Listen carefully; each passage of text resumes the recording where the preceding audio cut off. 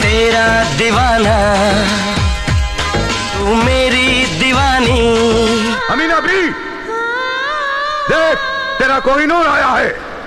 80 के दशक में शुरू हुआ गोविंदा का करियर 90 के दशक में अपने पूरे शबाब पर था। कई सुपरहिट फिल्में देकर वे सुपरस्टार बन गए थे। हालांकि पीक पर रहते हुए गोविंदा को कई फिल्मों में निराशा का भी सामना करना पड़ा था, लेकिन बावजूद इसकी खास बात यह रही कि इनमें ज्यादातर फिल्में जोरदार थी और जब टीवी पर दिखाई गई तो दर्शकों को खूब पसंद आई थी। बस ऐसी एक फिल्म थी 4 सितंबर 1998 को आई महाराजा।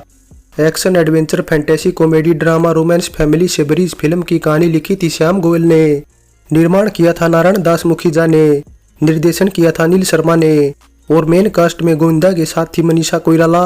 स्पोर्टिंग कास्ट में थे राज बब्बर, शक्ति कपूर, प्रेम चोपड़ा, इशरत अली, अरुणा ईरानी और सलीम घोष के अलावा कई और छोटे बड़े कलाकार नजर आए थे। महाराजा, महाराजा, महाराजा, महाराजा। नदीम श्रवण के संगीत ले गीत लिखे थे समीर और माया गोविंद ने, जिनके लिखे सभी वर्जन को मिलाकर 8 गीत रखे गए थे ऑडियो एल्बम में। अब म्यूजिक इंडिया के अंडर लॉन्च महाराजा फिल्म की कितनी ऑडियो कैसेट बिकी थी इसकी तो जानकारी कहीं मेंशन नहीं कर रखी, लेकिन इतना जरूर है कि गीत संगीत अच्छा था और कई गीत पसंद किए गए थे जिन्हें हम आज भी सुनना पसंद करते हैं और सुनकर गुनगुनाने भी लगते हैं। वैसे बात करें सबसे ज्यादा सुने जाने वाले गीतों की तो उदित नारायण व कविता कृष्णमूर्ति का गाया टाइटल गीत महाराजा और सोनू निगम व कविता कृष्णमूर्ति का गाया जब तुम आ जाते हो सामने सबसे ज्यादा पसंदीदा गीत हैं।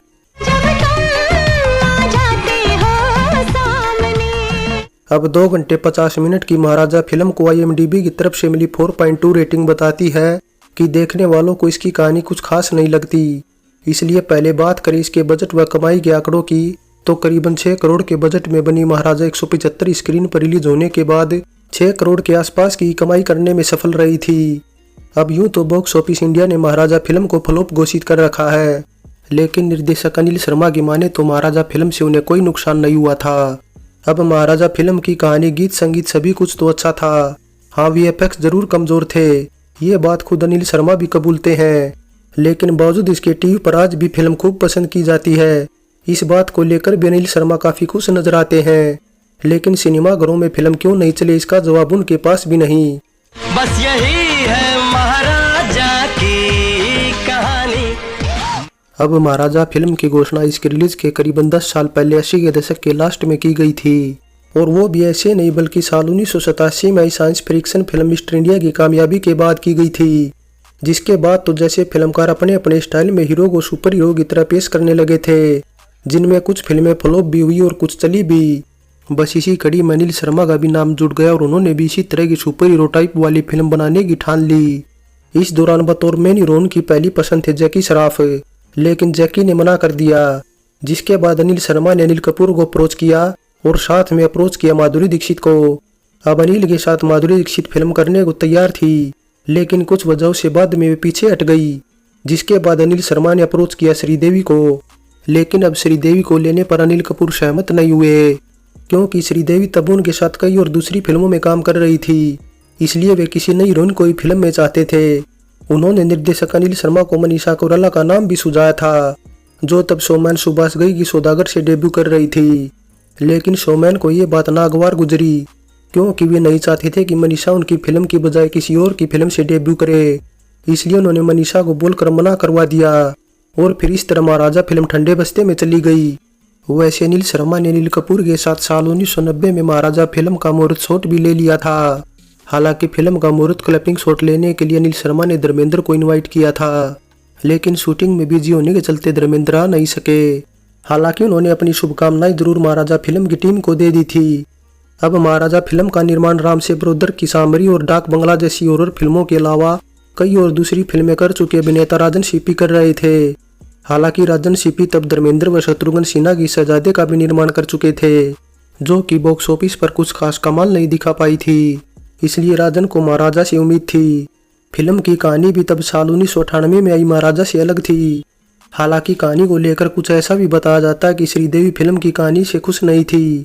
वे चाहती थी कि फिल्म को फीमेल सुपर पावर बेस्ड बनाया जाए और फिल्म का टाइटल भी महाराजा की बजाय महारानी रखा जाए, लेकिन फिर मुहूर्त शॉट के बाद न जाने क्या हुआ, फिल्म की शूटिंग शुरू ही नहीं हो पाई, जिसके बाद ब्रेक डांसर और लाल परी जैसी फिल्में भी ठंडे बस्ते में जाने के बाद अनिल शर्मा ने अपनी एक रुकी हुई फिल्म फरिश्ते को पूरा कर माँ और तहलका भी बनाने के बाद घोषणा की कोहिनूर फिल्म की, जिसमें उन्होंने गोविंदा के साथ रुखसार को अप्रोच किया था।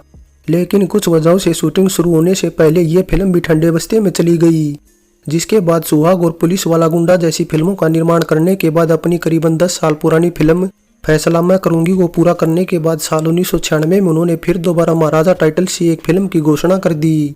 लेकिन अब की बार फिल्म के हीरो अनिल कपूर की बजाय गोविंदा थे और हीरोइन भी श्रीदेवी की बजाय मनीषा कोइराला थी। अब अनिल शर्मा ने गोविंदा को फिल्म में इसलिए कास्ट किया क्योंकि वे गोविंदा की अदाकारी, स्टाइल व डांस से काफी ज्यादा प्रभावित थे। ऊपर से गोविंदा की फिल्में भी अच्छी कमाई करती थी, इसलिए बस वे गोविंदा के साथ ही फिल्म बनाना चाहते थे। लेकिन इस बीच कुछ वजहों से फिल्म डिले पे डिले होती रही और करीबन 2-2.5 सालों बाद साल 1998 में जाकर रिलीज हो पाई। वैसे महाराजा फिल्म डिले क्यों हुई, इसके पीछे की वजह भी कुछ ऐसी बताई जाती है कि अनिल शर्मा तब खुद का स्टूडियो खोलने का प्लान बना रहे थे, जिस पर उन्होंने पानी की तरह खूब पैसा भी बहाया था, लेकिन सफलता नहीं मिली। अब यूं तो सफलता महाराजा फिल्म को भी नहीं मिली। हालांकि राहत की बात यह थी कि किसी को नुकसान नहीं उठाना पड़ा, लेकिन बावजूद इसके निर्देशक अनिल शर्मा ने आगे फिर कभी गोविंदा के साथ फिल्म नहीं बनाई। हालांकि आपकी अदालत के एक एपिसोड में गोविंदा ने यह जरूर कहा था कि साल 2001 में आई सनी देओल की ऑल टाइम ब्लॉकबस्टर फिल्म गदर एक प्रेम कथा अनिल ने पहले उन्हें ये ऑफर की थी। लेकिन जब अनिल शर्मा से इस बारे में सवाल किया गया तो उन्होंने साफ इनकार करते हुए बताया कि गदर के लिए सनी देओल के अलावा उनके माइंड में कोई दूसरा एक्टर नहीं था। हाँ, इतना जरूर है कि फिल्मिस्तान स्टूडियो में एक फिल्म की शूटिंग के दौरान वे जब गोविंदा से मिले थे तो उन्होंने गदर की कहानी सुनी थी और सुनते ही रिजेक्ट भी कर दी थी। लेकिन जबकि सच्चाई ये है कि दोनों की मुलाकात से पहले ही अनिल शर्मा सनी देओल को कहानी सुना चुके थे और साइन भी कर चुके थे। वैसे महाराजा फिल्म के बाद गोविंदा के साथ न केवल अनिल शर्मा ने बल्कि मनीषा कोइराला ने भी काम नहीं किया।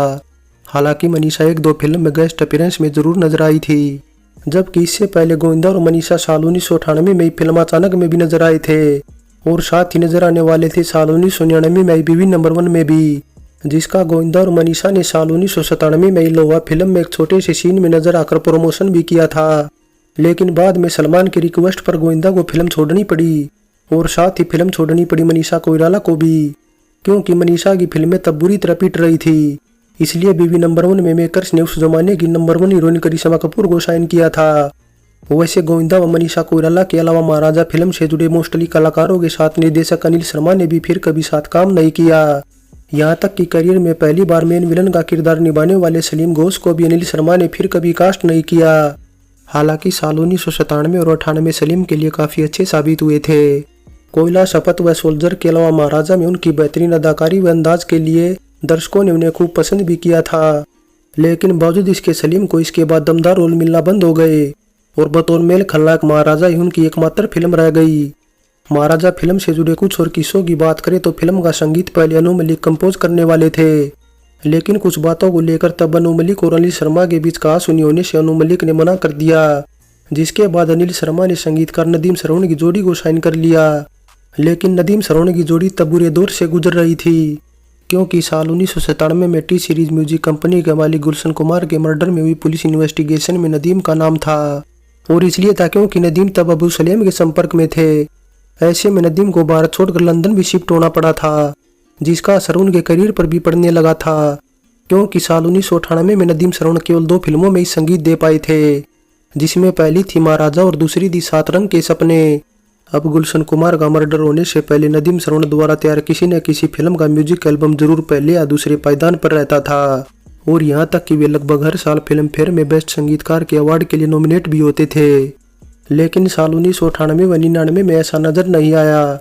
अब 1998 व 99 में नदीम श्रवण की सबसे बेस्ट म्यूजिक एल्बम थी सिर्फ तुम, जिसकी 22 लाख ऑडियो कैसेट बिकने के बावजूद वो 9वां नंबर ही हासिल कर पाई थी। हालांकि इसके बाद साल 2002 में नदीम सैफी इन सारे आरोपों से बरी हो गए थे और दोबारा मुंबई लौट आए थे, और फिर दोबारा उनके करियर ने भी रफ्तार पकड़ ली थी। लेकिन रफ्तार नहीं पकड़ पाया था निर्माता नारायण दास मुखीजा का करियर, जिनकी बतौर निर्माता महाराजा डेब्यू फिल्म थी। लेकिन निर्माण के दौरान नारायण दास का अनुभव इतना खराब रहा कि उनका फिर दोबारा कोई फिल्म बनाने का कभी मन ही नहीं किया, और बतौर निर्माता बस महाराजा ही उनकी इकलौती फिल्म रह गई। वैसे नारायण दास राजस्थान सर्किट के बड़े डिस्ट्रीब्यूटर थे, और अनिल शर्मा ने उन्हें महाराजा फिल्म का निर्माण करने के लिए एग्री किया था। अब महाराजा फिल्म के टाइटल को लेकर भी कुछ ऐसा बताया जाता है कि महाराजा टाइटल से साल 1986 में एक इंडो अमेरिकन फिल्म बनने वाली थी। निर्माता एच कोहली टेक्नीशियन की टीम को फाइनल करने अमेरिका भी गए थे, लेकिन कुछ वजहों से बाद में फिल्म ठंडे बस्ते में चली गई। थोड़ी बात अब शूटिंग लोकेशन को लेकर करें तो महाराजा फिल्म की शूटिंग काफ़ी खूबसूरत और ढेर सारी लोकेशन पर की गई थी, जिसमें ऋषिकेश के राजा जी नेशनल पार्क, उदयपुर के Lakshmi Vilas park, Sanjangarh, hotel hilltop, lake Pichola, Sariska के होटल सिरिस्का पैलेस, हैदराबाद के गोलकुंडा, संजय गांधी जूलॉजिकल पार्क, भावनगर के नीलम बाग पैलेस और पनवेल के चाइना क्रीक में की गई थी। वहीं क्लाइमैक्स जयपुर के सिटी पैलेस में फिल्माया गया था।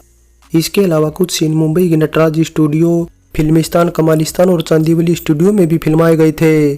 फाइनली रिलीज से पहले महाराजा फिल्म की काफ़ी ज़्यादा हाइप थी। यहाँ तक कि ऐसा भी कहा जा रहा था कि गोविंदा फिल्म में ऐसे किरदार में है जो इससे पहले उन्होंने कभी नहीं निभाया। हालांकि बात तो ये भी है कि गोविंदा फिल्म में कॉमेडियन से अलग एक सीरियस किरदार में थे। इस वजह से भी फिल्म बॉक्स ऑफिस पर कमाल नहीं दिखा पाई। वैसे इसकी कहानी भी कहीं ना कहीं 80 के दशक की फिल्मों जैसी थी, जहां इस तरह की टार्जन बेस्ड फिल्में रिलीज होती थी। इसके अलावा महाराजा फिल्म काफ़ी कुछ अनिल शर्मा की जिद की वजह से भी डूबी, जिसमें सबसे मेन जिद थी गोविंदा के अपोजिट नेपाली गर्ल मनीषा कोइराला को कास्ट करना। अब शुरुआत से ही अनिल शर्मा मनीषा कोइराला को कास्ट करने की कोशिश कर रहे थे, लेकिन मनीषा दूसरी फिल्मों में बिजी होने के चलते फिल्म नहीं कर पाई थी। वैसे अच्छा होता कि अनिल शर्मा मनीषा की जगह करिश्मा कपूर या फिर रवीना टंडन को कास्ट करते, जिनके साथ गोविंदा की जोड़ी हिट थी और पब्लिक की डिमांड भी रहती थी।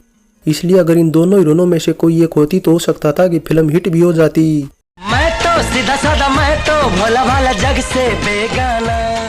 वैसे दिल से फिल्म भी महाराजा फिल्म के फ्लॉप होने का एक कारण था, क्योंकि दिल से में मनीषा कोइराला भी थी और फिल्म भी महाराजा से करीबन 2 हफ्ते पहले रिलीज हुई थी। इसके अलावा महाराजा फिल्म में VFX भी काफ़ी कमज़ोर थे, जिनकी उस टाइम खूब आलोचना भी हुई थी, जिसे खुद निर्देशक अनिल शर्मा भी मानते हैं। ओल्ड इज गोल्ड में महाराजा फिल्म पर हमारी ये पेशकश कैसी लगी नीचे कमेंट कर बताएं। अच्छी लगी है तो लाइक और शेयर करने के साथ चैनल सब्सक्राइब करें। तो चलते हैं, फिर मिलेंगे एक और नई वीडियो के साथ।